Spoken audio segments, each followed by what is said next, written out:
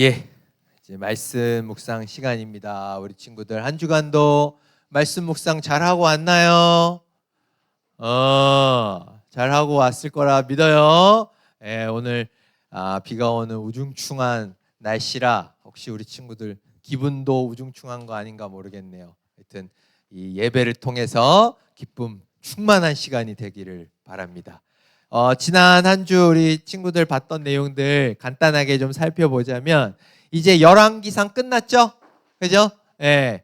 이 아람과의 전쟁 치르고 또 이스라엘이 대패하고 그 악한 왕의 대명사이던 아합이 비참한 죽음을 맞이하고 그리고 그 다음에 나오는 게 이제 남유다의 선한 왕이었던 여호사밧에 대한 이야기 그리고 또 그 아합이 죽고 나서 나온 왕 아하시야 역시 여전히 아버지를 닮아서 악한 왕이었다라고 하는 이런 이들의 소개를 짧게 하는 내용까지 해서 이제 열왕기상 22장까지가 끝났어요.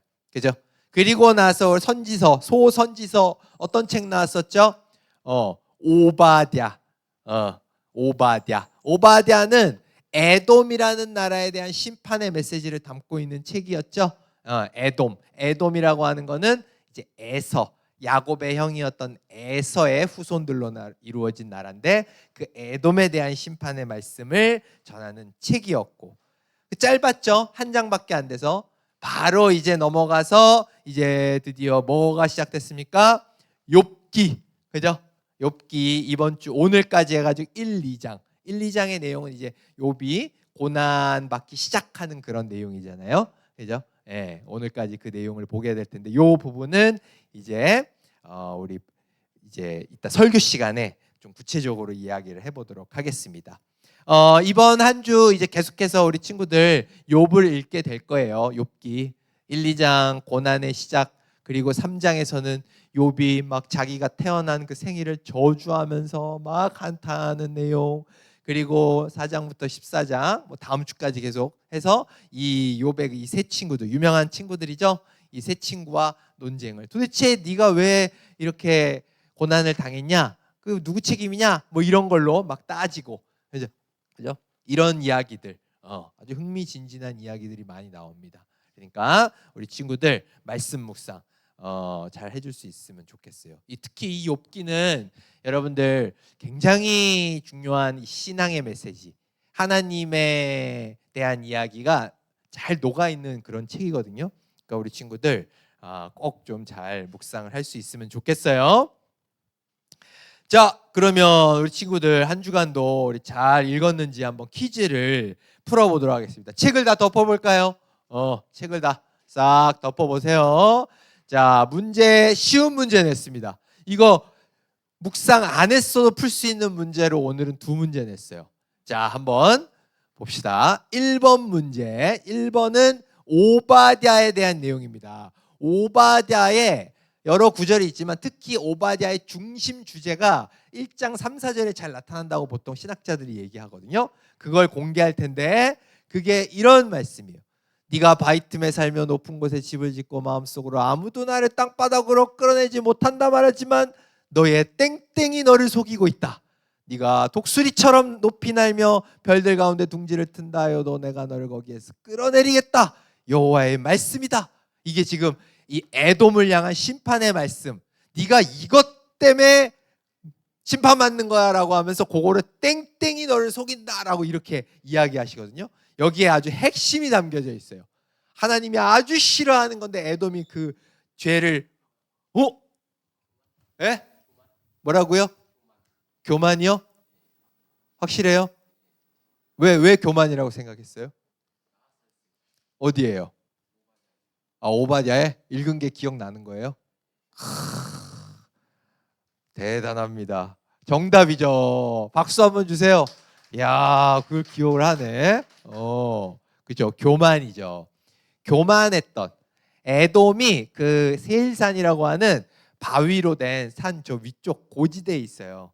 그러다 보니까 요새 외적의 침입을 잘 방어할 수 있는 그러다 보니까 기고만장해서 우리는 그 누구에게도 침략당하지 않아.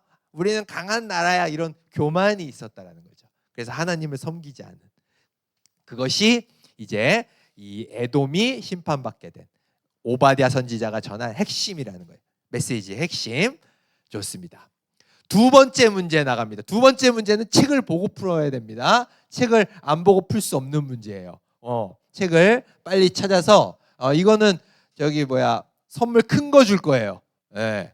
이거 문제가 쉬울래나? 자, 욥기의 문제인데 욥기에서 욥에 대한 설명이 이런 게 있어요. 동방에서 으뜸 가는 부자라고 돼 있거든요. 으뜸 가는 부자. 자, 문제 나갑니다. 빨리 손 드는 사람 상 줄 거예요. 큰 상 줄 거예요. 자, 이 사람의 재산 목록. 여기 말이 수 합이 얼마일까요? 합. 빨리 손 드는 사람이 맞추는 거예요. 합. 양, 낙타, 결이수. 오! 하나, 둘, 땡! 누가 먼저 들었어요? 에? 수아. 만천? 확실해요? 다 들어봅시다. 얼마? 만천 마리? 아유, 얼마예요? 만천 했는데? 네? 좋아요. 만천 마리 맞죠? 정답 맞습니다. 예? 예, 끝인데요? 왜요? 만천 마리라고? 이거 어떻게 할까요? 만천 마리가 답이라는데요? 예. 말이요? 예. 사랑의 마음으로 양보할 생각은 없나요, 서로? 예.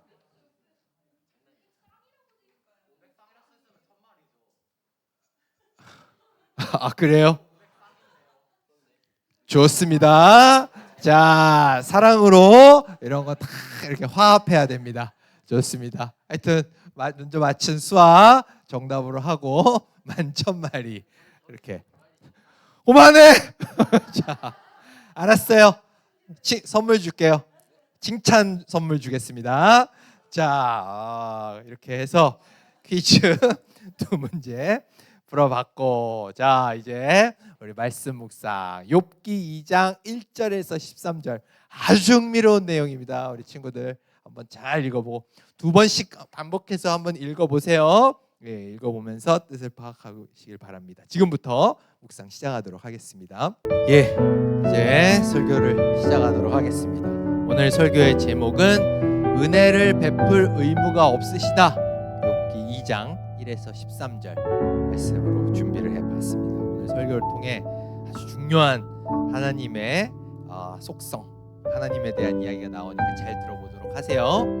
우리 지금 이제 욥기 이 부분 고난이 시작되는 내용이 나오고 있는데, 고난의 시작이 되기도 전에 제일 더 먼저 나오는 얘기가 이제 욥이 어떤 사람인지 나오죠.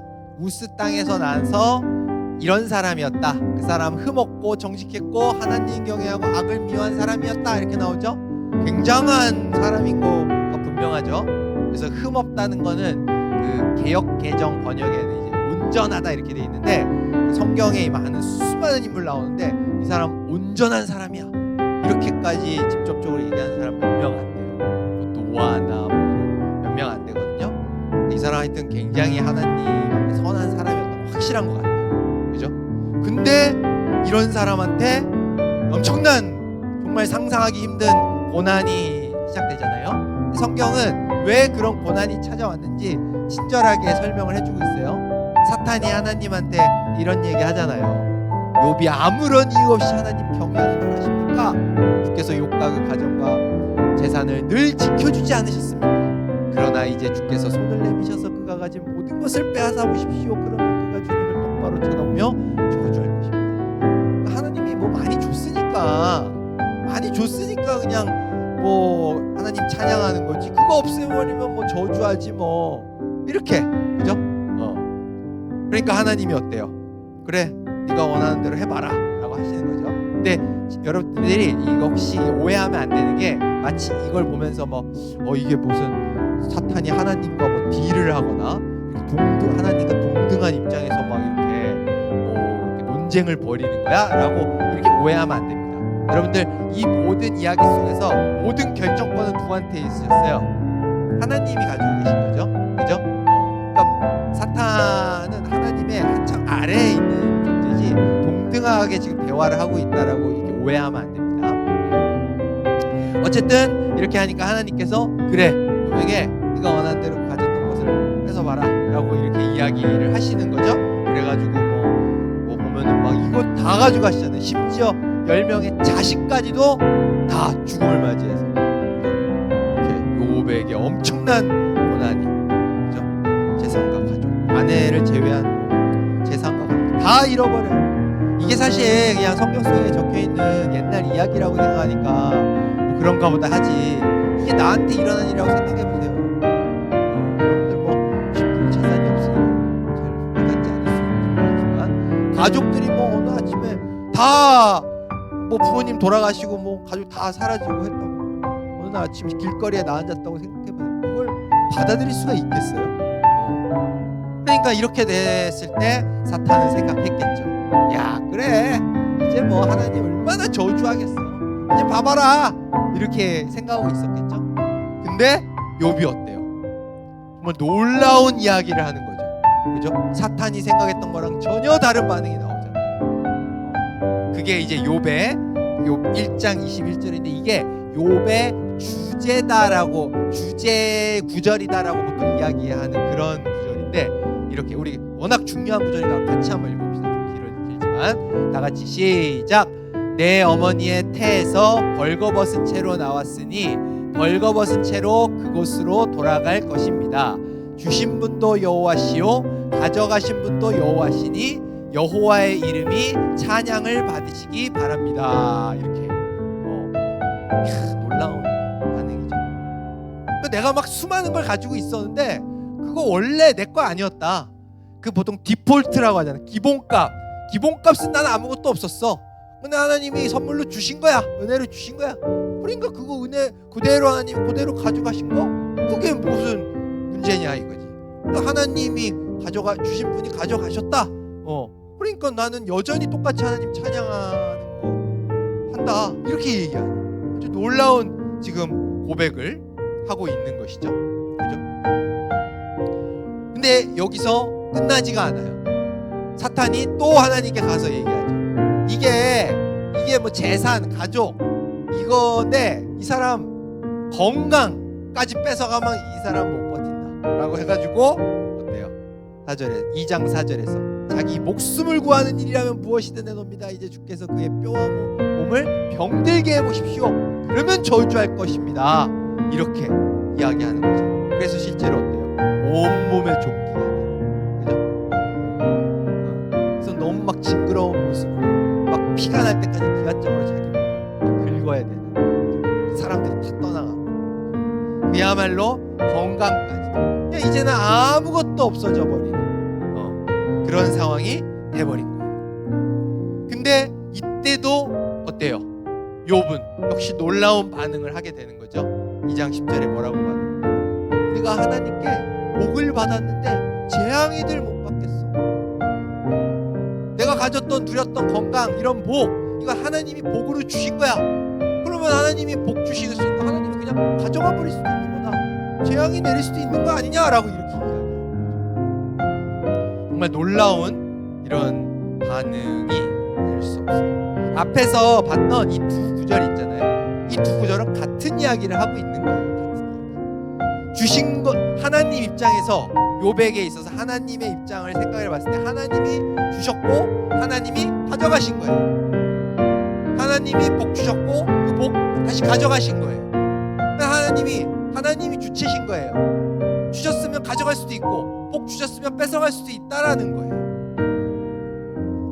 근데 이거를 그 수많은 교회 다니는 분들이 잘 몰라요. 그러니까 하나님은 마치 주시기는 하는데 가져가실 수는 없는 분이라고 생각하는 그런 경향들이 이제 교회에 열심히 다니는 분들도 있어요. 그러다 보니까 어떤 현상이 일어나냐면 이런 현상이 일어나요. 그러니까 하나님이 복 주시고 나한테 뭔가를 이렇게 주신 것에 대해서는 감사가 안 나와. 당연히 하나님은 뭔가를 주셔야 된다라고 이렇게 생각을 하니까. 근데 역으로 이런 경우 있어요. 자기가 가지고 있던 걸 빼앗기는 상황. 그러니까 여기에 성경의 표현으로 따지면 재앙이 나한테 임하면 그걸 가지고서 하나님한테 막 불평을 해요. 아니 왜 내가 이런 재앙을 받아야 됩니까? 내가 가지고 있던 게 왜 이렇게 다 사라진 겁니까? 라고 하면서 막 하나님께 불평 불만을 토해요. 그러니까 이게 왜 이런 현상이에요? 욥이 알고 있던 사실을 몰랐기 때문에. 어떤 사실? 하나님은 주실 수도 있는 분이지만 가져가실 수도 있는 분이다 라고 하는 거예요. 난 원래 아무것도 없었던 게 기본값이었다. 하나님이 주셨고 주신 분이 가져가셨고 이거다라는 걸 모르고 있기 때문에 이런 문제가 발생한다는 거죠. 그래서 여기서 우리가 꼭 이제 앞으로 여러분들이 신앙생활하면서 기억해야 할 중요한 명제 하나가 있습니다. 여러분들 평생에 꼭 기억해야 돼요. 뭐냐면 바로 이거예요. 한번 전도사님 따라서 해봅시다. 하나님께서는 은혜를 베풀어야 할 의무가 없으시다. 아주 중요한 이야기예요. 여러분 꼭 기억하시길 바랍니다. 하나님께서는 우리에게 은혜를 베풀어야 할 의무가 있다 없다? 없다. 전혀 없으시다는 거예요. 우리에게 은혜를 베풀어서 우리에게 뭐 재산을 주실 의무도 없으시고 여러분들에게 귀한 가족을 줘야 될 의무도 없으세요. 여러분들에게 구원을 주실 의무도 없으세요. 여러분들에게 뭐 생명을 건강을 주실 아무런 의무가 없으신 분인 거예요. 무슨 얘기인지 알겠어요? 여러분들 이렇게 이야기를 하면 하나님이 그런 분이야? 하나님 뭔가 갑자기 막 남처럼 느껴지네. 하나님은 나한테 막 뭔가 막 주시고 막 그런 분인 줄 알았는데 은혜를 베풀 의무가 없어. 뭔가 거리감 느껴지네. 이렇게 생각이 들지 모르겠지만 그거는 완전히 잘못된 오해예요. 하나님은 의무는 없지만 자유가 있으신 분이에요. 하나님은 의무에 의해서 행동하시는 분이 아니라 완전한 자유 가운데 행동하시는 분이에요. 그러면 하나님이 여러분들한테 뭔가를 주셨다, 어떤 은혜를 베푸셨다라고 할 때 여러분들 한번 두 가지 경우를 생각해 보세요. 의무로 여러분들한테 뭔가 은혜를 베푸신 거랑 자유로운 가운데 은혜를 베푼 거랑 어느 게 진짜 사랑인 것 같아요? 어느 게 진짜 사랑에서 나온 것 같아요? 어려워요? 질문이 좀 어렵죠? 전도사님이 뭐 예를 들어 뭐 호영이한테 호영아 다음 주에 전도사님이 맛있는 떡볶이 사줄게 이렇게 얘기를 했어요. 근데 그 이유가 두 가지 중에 하나일 수 있어요. 하나는 교회에서 시킨 거야. 전도사님들 그 학생들 한 번씩 신방 가서 만나서 뭐 이렇게 떡볶이라도 사주세요. 이렇게 10,000원씩 드릴 테니까 사주세요. 다 의무로 해야 됩니다. 이래서 전도사님이 사준 거 하나랑 교회에서 뭐 그런 거 전혀 없어요. 전도사님 믿습니다. 알아서 자유롭게 하세요 라고 했는데 전도사님이 시간을 내서 호영이를 불러서 떡볶이 사준 거예요. 어느 게 전도사님이 호영이를 진짜 사랑하는 거예요? 어느 쪽이? 전자예요, 후자예요? 후자죠. 그죠? 전자는 의무 때문에 한 거예요. 하기 싫은데 막 호영이 내가 퀴즈 그냥 만들어 그냥 다 읽기도 전에 다 맞춰버려가지고 그냥 내가 얼마나 열심히 했는데 선물 다 싹 쓰네. 이거 죽겠네. 근데 의무인데 그냥 사주라니 뭐 어떡하겠어. 사줘야지 뭐. 이럴 수 있는 거잖아요. 근데 자유예요. 내가 사주든 안 사주든 나에겐 자유가 있어요. 근데 내가 사주는 거예요. 그건 진짜 사랑하기 때문에 사주는 거예요. 그잖아요. 진짜 자유가 있는 존재가 그 자유 안에서 해도 되고 안 해도 되는 자유가 있는 존재가 뭔가를 해준다면 그건 진짜 사랑인 거예요. 하나님은 완전히 자유로운 존재예요. 완전히 자유로운 존재인데 어때요? 우리한테 은혜를 베풀어 주시는 거예요. 여러분들한테 의무를 베풀 아무런 의무가 없는데도 해주신 거예요. 여러분들한테 생명을 주셨고 여러분들한테 건강을 주셨고 여러분들한테 가족을 주셨고 여러분들이 누릴 수 있는 음식과 많은 것들을 주셨고 마지막으로 무엇까지 주셨어요? 자기의 아들까지 주신 거예요. 자기의 아들을 여러분들을 위해 생명을 죽도록 만들어야 될 의무가 전혀 없으세요. 근데 하나님이 자유로우신 분이 본인이 선택하셔서 우리한테 그 은혜를 주신 거예요. 자기 하나밖에 없는 친아들을 주신 거예요. 의무로 하신 게 아니라 자유로운 가운데 선택하신 거예요. 그건 뭐다? 진짜 사랑이다. 그거야말로 진짜 사랑이라는 거예요. 여러분들, 이 세상에서 제일 큰 사랑을 보통 우리가 부모님의 사랑으로 얘기하잖아요. 부모님이 자식을 사랑하는 거, 그죠? 근데 부모님이 자식을 사랑하는 것도 완전한 자유에서 사랑하는 거 아닙니다. 부모가 자식을 낳으면 법적으로도 부양을 해야 할, 양육을 해야 할 의무가 있어요. 내 자식이니까 나는 뭐 내 마음대로 안 키워, 그거는 처벌을 받아요. 법적으로 이 자식은 부모가 양육을 해야 되는 거예요. 의무에서 완전히 자유로운 사랑이 아니에요. 그러나 하나님은 그런 의무가 전혀 없으십니다. 오히려 아담과 하와 이후에 선악과를 따먹고 나는 하나님이 필요 없습니다라고 인간이 등을 돌렸어요. 등을 돌렸기 때문에 하나님은 더 이상 아무런 책임을 져야 될 의무도 없으세요. 근데 완전하게 자유로우신 하나님이 자기 아들을 내어주시면서 우리를 어떻게든 살리고 구원시키시려고 사랑을 베푸십니다. 이것이야말로 진짜 사랑입니다. 이제 설교를 마무리를 하도록 하겠습니다. 오늘 이 설교를 통해서 우리 친구들이 분명하게 하나님이 어떤 분이냐를 기억했으면 좋겠어요. 하나님은 어떤 의무에 의해서도 움직이는 분이 아니에요. 하나님은 완전히 자유로우신 분입니다. 그런데 그 완전한 자유함 가운데서 우리를 선택하셨고 우리에게 은혜를 주십니다. 어떤 은혜?